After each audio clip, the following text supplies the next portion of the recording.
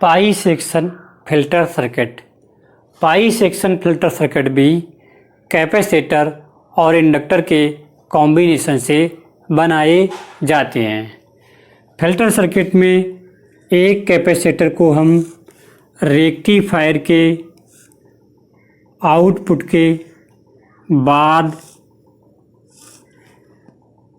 तथा load RL के parallel में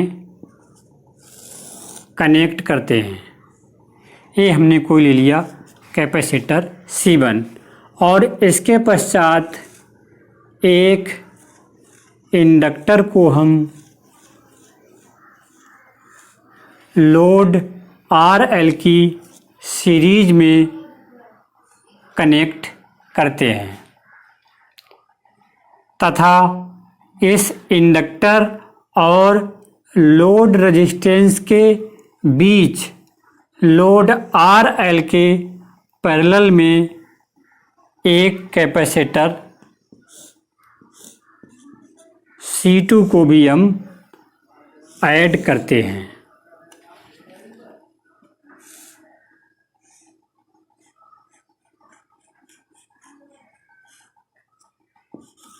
लोड रेजिस्टेंस RL,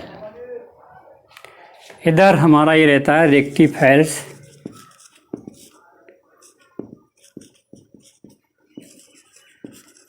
आउटपुट। इसमें प्राप्त होता है AC प्लस DC का मिक्सचर।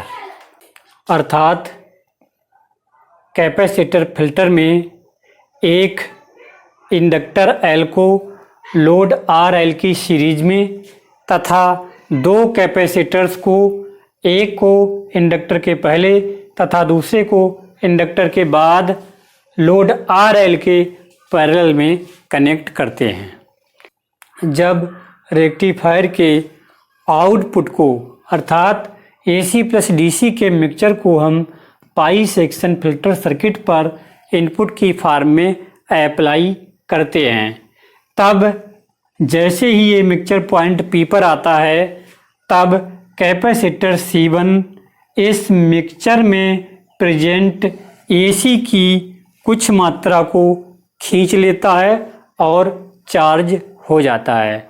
इसके पश्चात DC तथा कुछ मात्रा में AC कंपोनेंट इंडक्टर L पर इनपुट की फॉर्म में अप्लाई होता है।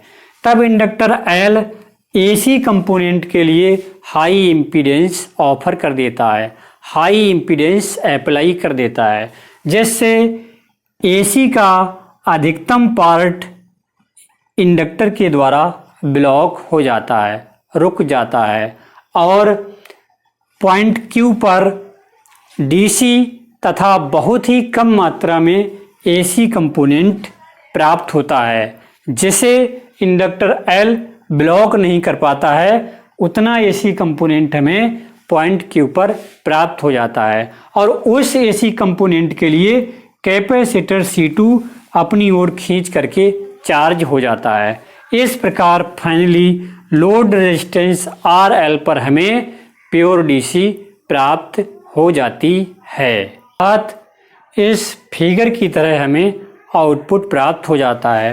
ये हमारा रेक्टिफायर का आउटपुट है जिसको हमने इनपुट की फॉर्म में अप्लाई किया और फाइनली हमें इस तरह का आउटपुट मिल जाता है, मीन्स DC डायरेक्ट करंट मिल जाता है जो प्योर DC होती है। छात्रों, कैसा लगा हमारा वीडियो?